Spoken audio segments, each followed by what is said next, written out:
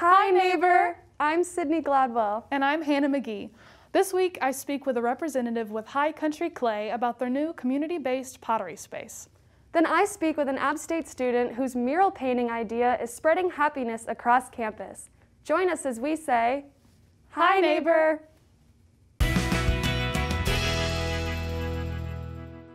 Well, thank you so much for being with us, Taylor. If you'll just tell us a little bit about the business. Yeah, totally. So High Country Clay is like an artist collective, just full of super talented potters and painters and just general craft people. Yeah, so that's pretty much it. I mean, it's pretty cool. What was it like to open up during COVID, during the pandemic? It was difficult, like anything else during the pandemic. It's different. But we are, we have such a good group of supportive, responsible, transparent, people in our studio. And we really just came together to make sure that everybody was, safe and comfortable in the space and, following COVID protocols and stuff like that. So, I mean, it's definitely been a challenge, but we've had a lot of support. And we're very grateful that we were, able to open it during a pandemic. Yeah, that's incredible. I guess just bouncing off that, aside from COVID, what's been the biggest challenge of opening a new business, a local business? I think that probably the biggest challenge in opening, the business is probably just getting our name out there and stuff.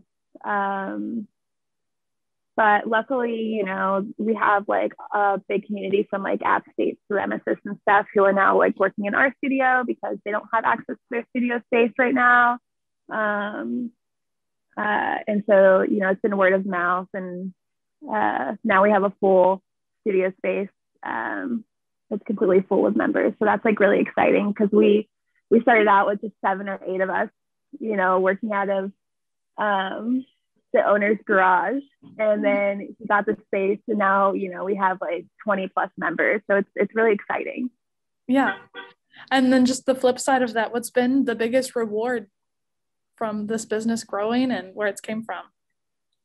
Honestly, the biggest reward I think is just seeing all these creative people just coming together and supporting one another, and just putting all of their creative energy into this business. We're all very passionate about pottery, and there's not really a good sorry, this fan just turned on, it's really loud. Can you still hear me? Yeah, you're good. Okay, cool. But yeah, it's been all positive. It's just a really great group of people who just love to make really cool stuff. And so we're really lucky. Yeah, that's so awesome. Any big events that you guys have coming up? Yes. So currently we have 2 workshops that we're going to be doing. So this month we're going to have a paint and sip workshop. So we made a bunch of noodle bowls for people who bought the workshop, and they get to come in and paint it however they want. And then we fire it for them, and they get to take it home. So they have their own High Country Clay noodle bowl. So that's fun. And then we're going to be doing a hand building ceramic pipe workshop at the end of the month. So that'll be fun. That'll be an actual building workshop, so people can come in and kind of play with clay. Some people who've never done it or who have interest, or whatever. It's super fun. So yeah, we hope to have 2 to 3 workshops a month, just to get people in the space and get people excited about clay. Yeah, awesome. Thank you so much for taking the time out to do this interview. Really appreciate it. Yeah, thank you. Yeah, of course. Have a lovely afternoon. You too. Bye. Bye.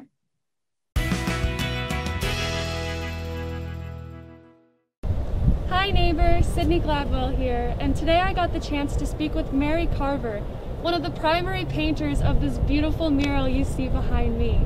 Stay tuned to hear about some of the benefits this mural has on residents at Briar Estates. And how are you doing today? I'm so good. How are you? Good. Okay, so I want to start off this interview by getting to know you a little bit. Would you go ahead and tell me what year you are, what you study? So I am a senior and I am currently studying art and psychology. So I'm getting a double major right now. Awesome. Yeah. Okay. So how did you become involved as a primary painter for the mural? So I had a friend who's in the Dementia Awareness Club, which now I am a member of it, but she reached out to me when they had the idea of the project. And of course I jumped on it before even looking at the wall. So then we ended up meeting up and we pretty much started almost immediately. Oh, that's awesome. And what are some of the benefits you think that visual arts can have for the residents at Appalachian Briar Estates?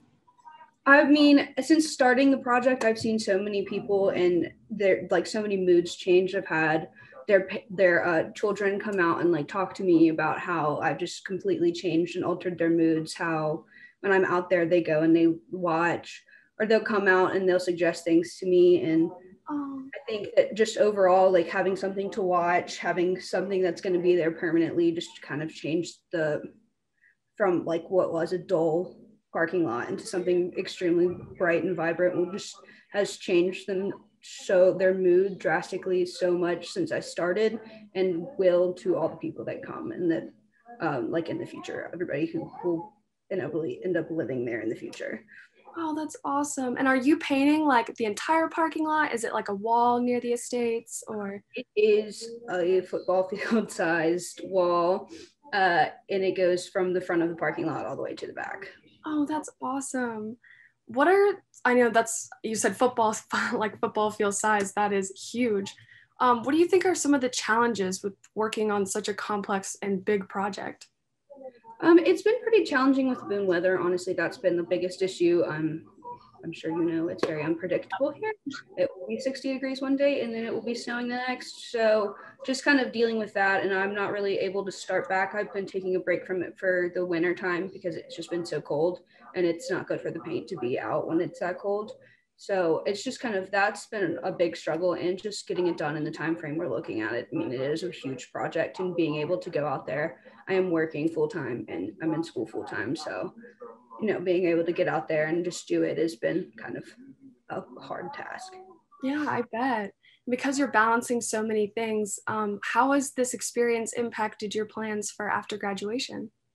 I would say it's definitely, so I've wanted to do art therapy. That's why I'm getting a bachelor's in both art and psychology. I want to do art therapy, and it's really changed because I wanted to work with special needs adults since I can remember, since I was 16. That was just what I wanted to do with art therapy. And since starting this project, I've kind of considered maybe gearing it more towards working with elderly or senior citizens, instead of working with special needs adults, because of I didn't realize how much, not per se doing the art, but watching somebody complete art and having an input in what they're doing and just being able to just see something colorful come to life has really impacted their mental health and things like that. So it's really kind of changed a little bit of what I want to do in the future when I graduate. Yeah, for sure. I think it's amazing what you're doing. My grandfather has dementia and Alzheimer's, and he loves watching my grandma paint. He loves watching me paint. I think that's an awesome thing that you're doing. And I just want to take the time to thank you so much for speaking with me today and telling me a little bit about what you're doing. And I really hope we can get out there soon. And I hope everyone can get out there soon with the weather and come see what you did. Awesome. Thank you so much. Well, there you have it, folks. Stick around to learn more about interesting stories in the high country. Bye, neighbor.